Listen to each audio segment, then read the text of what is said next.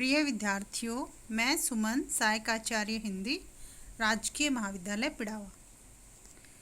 Video की श्रृंखला को आगे बढ़ाते हुए पिछले वीडियो में जो अनवरत चल रहा था द्वापर से विद्रिता, उसी कड़ी को आगे बढ़ाते हुए आज हम आगे के अंशों का अध्ययन करेंगे कि किस तरह से विद्रिता अपने पति से संवाद करती है जब उसका पति श्री कृष्ण को उनको दान नहीं देने देता, उनके दर्शन करने नहीं जाने देता, ग्वाल बालों को दान नहीं करने देता है और श्री कृष्ण के दर्शन को नहीं जाने देता है।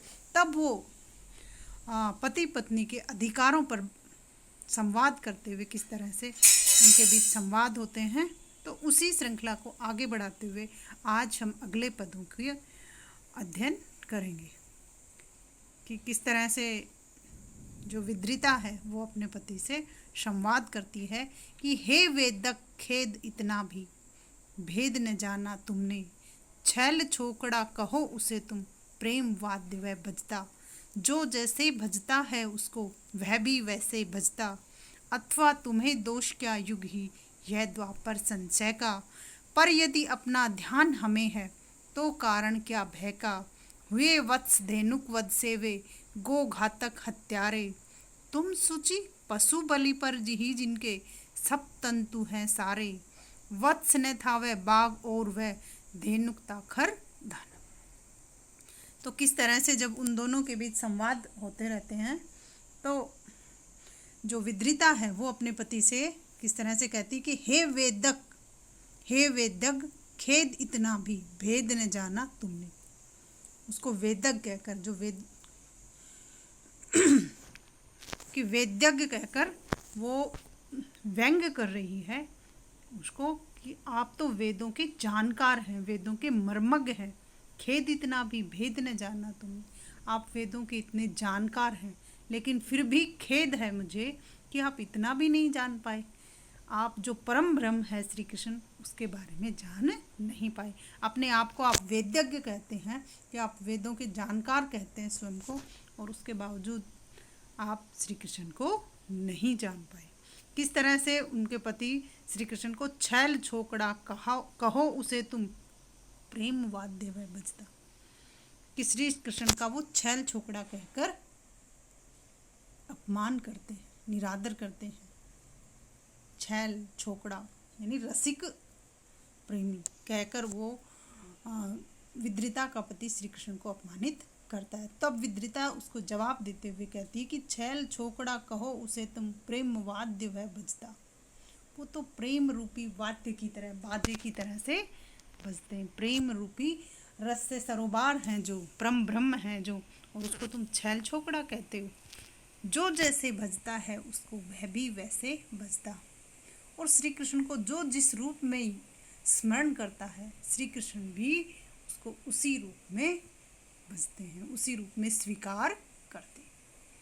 कि जाकी रही भावना जैसी प्रभु मूरत देखी तीन वैसी, कि जिसकी जैसी भावना होगी वो ईश्वर को भी उसी रूप में स्वीकार करेगा और ईश्वर भी उसको उसी रूप में स्वीकार करेंगे। कहा भी गया ना, भोले के भगवान, जो सहज होगा, सरल होगा, भोला होगा, उसको भगवान उसी रूप में स्वीकार करेंगे, और जो टेढ़ेपन से चलेगा तो ईश्वर भी उसको टेढ़ेपन में ही स्वीकार करेंगे। तो जो जिस तरह से ईश्वर को भजेगा, स्मरण करेगा, ध्यान करेगा, ईश्वर भी उसको उसी रूप में स्वीकार करेगा। अथवा तुम्हें दोष क्या युग ही यह द्वापर संशय। आगे किस तरह से विद्रिता कहती है कि वैसे तो मैं तुम्हें दोष क्या दूं, क्योंकि ये जो युग चल रहा है, ये जो समय है द्वापर का, यह समय ही कैसा है, संशय का है। पर यदि अपना ध्यान हमें है तो कारण क्या भय का, लेकिन फिर भी इस युग में हमें स्वयं को तारना है, उस ईश्वर को अपने आप को समर्पित करना है, तो कारण क्या भय का, फिर भय का कारण क्या हो सकता है। हुए फिर आगे उनके पति वापस श्री कृष्ण का निरादर करते हुए, यहाँ तो प्रत्यक्ष रूप में उनके कथन नहीं दिए गए हैं कि किस तरह से विद्रिता के पति श्री कृष्ण को क्या क्या भला बुरा कहते हैं, लेकिन जब जिस तरह से विद्रिता जवाब देती है तो उनके उत्तरों में ही उनके पति के प्रश्न छिपे हुए कि उनके पति, या अप्रत्यक्ष रूप से ऐसे समझ में आ रहा है कि विद्रिता के पति श्री कृष्ण जी को ऐसे कहते हैं कि तुम जिसको परम ब्रह्म कह रही हो वो तो वत्स गाय के बछड़े, धेनु और गाय वध, कि वो तो गाय, जिसको तुम गोपालक कह रही हो वो तो गाय और बछड़े का वध करने वाला है। हुए वत्स धेनुक वध से वे गो घातक हत्यारे। तो किस तरह से विद्रिता उनको जवाब देती है कि हुए वत्स धेनुक वध से वो गो घातक हत्यारे, क्योंकि जब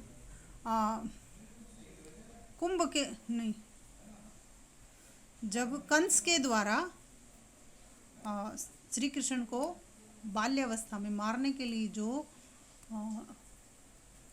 राक्षस भेजे गए थे, तो उन राक्षसों का जब श्री कृष्ण ने संहार किया था तो उन घटनाओं का चित्रण इनमें हुआ है कि हुए वत्स धेनुक वध से वे गो घातक हत्यारे, कि किस तरह से वत्सासुर और धेनुकासुर, जो एक गाय के बछड़े के रूप में और गाय के रूप में जो राक्षस गाय के बछड़े का रूप धारण करके आए एक बार, और एक बार गाय का रूप धारण करके वो श्री कृष्ण को मारने के लिए आए थे। तो श्री कृष्ण ने उनका संहार किया था।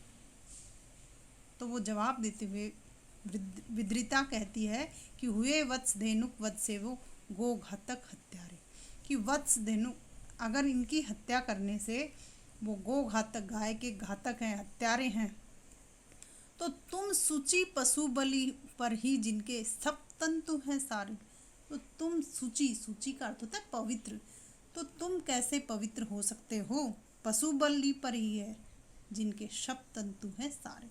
आपकी जो यज्ञ किया, ये यज्ञ अनुष्ठान का जो कार्य है, ये तो पूरा का पूरा पशु बलि पर ही आधारित है। तो जब श्री कृष्ण वत्सासुर और धेनुकासुर का वध करने से गोघातक हत्यारे हो सकते हैं, तो आप तो पशु बलि, ये यज्ञ को संपूर्ण करने के लिए पशुओं की जो बलि देते हैं, तो आप पवित्र कैसे हो सकते हो? वत्स ने था वह बाघ और वह धेनुक था खर दानव। और वत्स ने था वह बाघ होता क्रूर, कि वत्स गाय का बछड़ा, कि वत्स ने था वह गाय का बछड़ा नहीं था, बाघ और वह धेनुक था खरदानव, कि जो वत्सा आप जिसको गाय का बछड़ा कह रहे हो वो गाय का बछड़ा नहीं था, वो तो क्रूर बाघ था, एक राक्षस था। धेनुक या खर दानव, और जिसको आप गाय कह रहे हैं वो गाय नहीं थी, वो तो खर दुष्ट दानव था। तो उनका संहार करना कोई बुरी बात नहीं थी। लोक यज्ञ में ऐसी बलि दे हो तो ऐसा मानव, लोक यज्ञ में संसार रूपी इस यज्ञ में ऐसी बलि दे सके हो तो ऐसा मानव। श्री कृष्ण के समान ऐसा कोई मानव हो तो मुझे बताओ जो इस संसार रूपी यज्ञ में ऐसी बलि दे सके। रहे लोक की व्यथा वेद की कथा कहो मुंह धोकर, किंतु स्वर्ग का मार्ग गया है इसी नरक से होकर। कौन आतताई अवध्य है यह तो मुझे बताओ, शक्ति चाहिए किंतु वहाँ तुम साहस यहाँ जताओ। हाँ हाँ गाली दो तुम उसको, भला और क्या दोगे, निंदक सही परंतु अंततः तुम उसके ही होंगे। किस तरह से विद्रिता अपने पति को जवाब दे रही है कि लोक यज्ञ में ऐसी बलि दे हो तो ऐसा धन, कोई और ऐसा मनुष्य हो तो आप मुझे बताइए जो इस संसार रूपी यज्ञ में इस तरह की बलि दे सके। रहे लोक की व्यथा वेद की कथा कहो मुंह धोकर, यह मुंह धोकर ये पाखंडपूर्ण क्रिया के लिए बताया गया है कि मुंह धोकर व्यंग कर रही है या विद्रिता कि तुम तो पाखंड पूर्वक और लोग इस संसार की व्यथा को, इन संसार की पीड़ा को तो जाने दो, उनके तो आपको कोई चिंता परवाह नहीं है, आप तो सिर्फ वेदों की कथा कहते रहो या पाखंड पूर्ण क्रियाएं करते रहो, पाखंड दिखाते रहो, लेकिन लोगों के हित के लिए कोई कार्य नहीं करो, सिर्फ झूठा दिखावा कर सकते हो। किंतु स्वर्ग का मार्ग गया है इसी नरक से होकर। यहाँ संसार को क्या होता है? नरक। कि इसी संसार में रहकर, इसी संसार में अच्छे श्रेष्ठ कार्य करने से ही स्वर्ग की प्राप्ति होती है। तो इस संसार से होकर ही स्वर्ग का रास्ता गया है। कौन आतताई अवध्य है, यह तो मुझे बताओ। और आप श्री कृष्ण जी को हत्यारा कह रहे हो कि वो वत्स का हत्यारा है, गाय का हत्यारा है। तो आप मुझे ये बताइए कि कौन आतताई अवध्य है, कि कौन जो दुष्ट है, राक्षस है, वो अवध्य नहीं है, कि जिसका वध नहीं किया जा सके या उनके दोषों को क्षमा किया जा सके, यह तो मुझे बताओ। शक्ति चाहिए किंतु ऐसे आतताइयों को समाप्त करने के लिए, बुराइयों को खत्म करने के लिए शक्ति चाहिए। तुम साहस यहाँ जताओ। तुम ऐसी जगह पर साहस जता सकते हो जो उस श्री कृष्ण पर, परम ब्रह्म परमेश्वर पर इस तरह से आरोप लगा रहे हो। हाँ हाँ गाली दो तुम उसको। आगे किस तरह से विद्रिता कहती हैं कि हाँ हाँ तुम उस परम पिता परमेश्वर को, श्री कृष्ण को गाली दो, भला और क्या दोगे, और तुम दे ही क्या सकते हो। ऐसे पाखंडी व्यक्ति से और आशा क्या की जा सकती है, तुम सिर्फ गालियां दे सकते हो। निंदक सही परंतु अंततः तुम उसके ही होगे।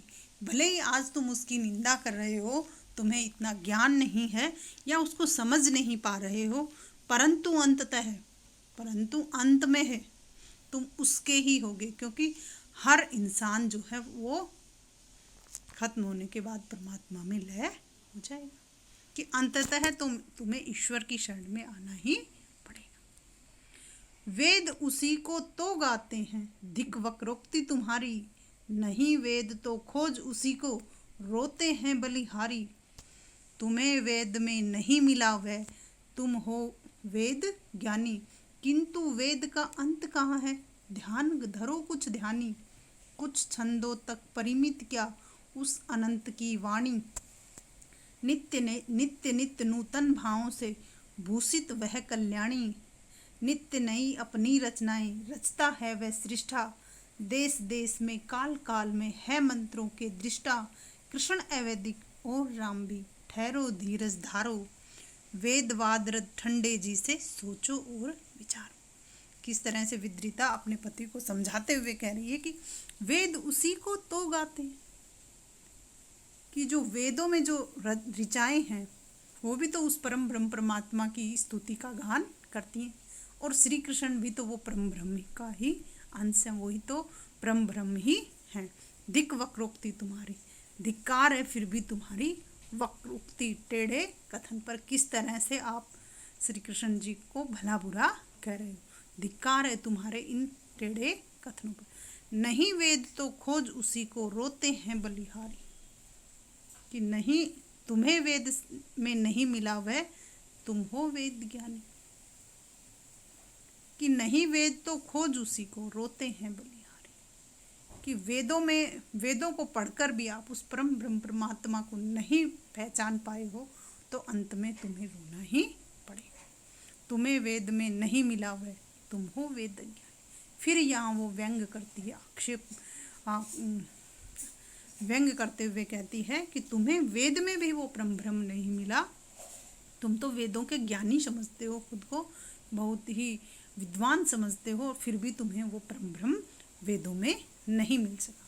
किंतु वेद का अंत कहाँ है, ध्यान धरो कुछ ध्यानी। हे वेद ज्ञानी, वेदों का अंत कहाँ है, वो तो उनके जो ज्ञान है वो तो अनंत है। ध्यान धरो कुछ ध्यानी। हे ध्यानी, थोड़ा उन पर ध्यान धरो, कि जहाँ तक आप कुएं के मेंढक मत बनो, कि जहाँ तक कुआं है वहीं तक दुनिया, या जहाँ तक मैंने पढ़ा है वहीं तक पूर्ण हो जाता है। वेद जो हैं वो तो अनंत है। उन वेदों की जो ज्ञान है, वेद तो 4 हैं लेकिन उनका जो ज्ञान है वो अनंत है। कुछ छंदों तक ही परिमित किया उस अनंत की वाणी, क्या कुछ छंदों तक ही सीमित है उस अनंत परमेश्वर की वाणी। नित्य नित्य नूतन भावों से भूषित वह कल्याण, कि वो तो जो परमात्मा है वो नित्य नित्य नए रूप धारण करता है। नित्य नई अपनी रचनाएं रचता है वो सृष्टा, वो जो इस संसार का जो सृष्टा है, जो इस संसार को चलाने वाला है, वो तो रोज रोज नई नई रचनाएं करता है। रोज रोज हर पल और हर क्षण वो बदलता रहता है। देश देश में काल काल में है मंत्रों की दृष्टा, कि देश देश में और समय समय पर जो मंत्रों के जो रचनाकार हैं वो हुए हैं। कृष्ण अवैदिक और राम भी ठहरो धीरज धारो। फिर उसका पति जो है वो कृष्ण को क्या कहता है कि कृष्ण तो कैसे हैं, अवैदिक है, उनका वेदों में कहीं वर्णन ही नहीं। तब विद्रिता उसको जवाब देते हुए कहती है, कृष्ण अवैदिक और राम भी ठहरो धीरज धारो, कि तुम श्री कृष्ण को अवैदिक कहते हो और राम को भी, तो ठहरो धीरज धारो, धैर्य को धारण करो और धैर्य से सोचो कि श्री कृष्ण तो वो परम ब्रह्म है। जब परम ब्रह्म का ही वर्णन वेदों में नहीं है, ये तुम कैसे कह सकते हो। वेद वादरत ठंडे जी से सोचो और विचारो, कि सोच विचारो कि तुम जो कह रहे हो वो कहाँ तक सही है। अपने कथनों पर सोच विचारो और फिर जवाब दो। श्रुति दृष्टि ऋषि न थे हमारे, दंभी या अभिमानी, घोषित आप उन्होंने की थी नेति नेति की वाणी, और न्यून वाल्मीकि व्यास की रचा ऋच्यता ऋषि से, युग युग भी परितप्त रहेंगे जिनकी अक्षय कृषि से। अब आगे विद्रिता क्या कहती है कि श्रुति दृषि ऋषि ने थे हमारे, दंभी या अभिमानी, कि हमारे प्राचीन जो संस्कृति है, गौरवशाली संस्कृति है भारत की, उसमें जो ऋषि मुनि हुए हमारे, वो दंभी या अभिमानी नहीं थे, वो घमंडी और अभिमानी नहीं थे। घोषित आप उन्होंने की थी नेति नेति की वाणी, उन्होंने नैति नेति की वाणी घोषित की थी। नय इति ये संस्कृत की उक्ति है और जिसका अर्थ है कि जो ब्रह्म है वो शब्दों से परे है, यानी ब्रह्म का शब्दों के द्वारा व्यक्त नहीं किया जा सकता, या ब्रह्म को शब्दों में नहीं पिरोया जा सकता है। और न्यून वाल्मीकि व्यास की ऋचा रचयता ऋषि, और हमारे जो ऋषि हुए वाल्मीकि और व्यास, जिन्होंने रामायण और महाभारत की रचनाएं की, वो भी किसी ऋषि मुनि से या ऋचा रचयिताओं से, वेदों से कम नहीं थे। युग युग भी परितप्त रहेंगे, और युगों युगों तक, आने वाले समय में युग युग तक परितप्त रहेंगे जिनकी अक्षय कृषि, अक्षय यानी जो जिसका कभी क्षय नहीं हो सकता है, जो कभी खत्म नहीं हो सकता। तो उन्होंने जो रामायण महाभारत रूपी जो कृषि की है, या रामायण और महाभारत रूपी जो ग्रंथ रचे हैं, उनको आने वाले समय भी युग युग तक लोग उनसे ज्ञान प्राप्त करते रहेंगे, या युग युग तक इनकी अक्षय कीर्ति फैलती रहेगी। इस तरह से विद्रिता अपने पति से संवाद करती है और श्री कृष्ण के ब्रह्म रूप का को बताती है। तो ये जो पद हैं, इनमें साहित्यिक ब्रज भाषा का प्रयोग, खड़ी बोली के साथ साथ जो साहित्यिक ब्रज भाषा के शब्द भी इसमें आए हैं। आज के वीडियो में इतना ही। अगले वीडियो में हम इसी पाठ के अगले अंशों का अध्ययन करेंगे। तब तक के लिए धन्यवाद।